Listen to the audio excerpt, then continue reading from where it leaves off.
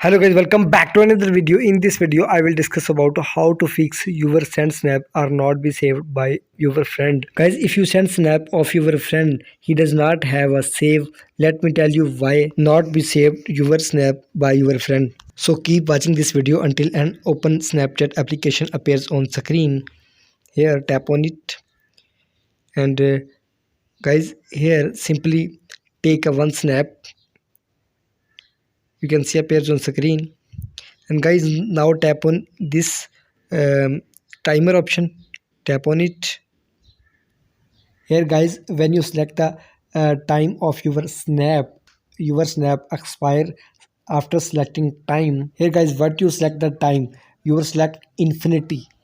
Here snap infinity, and simply go back after selecting infinity.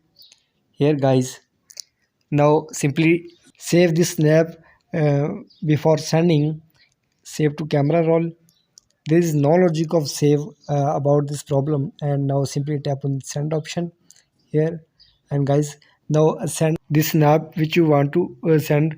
I am sending my some friends. You can see appears on screen. Now tap on send. I hope after a timer selecting infinity, your problem will be solved. Please like my video, subscribe to my channel for the latest more updates.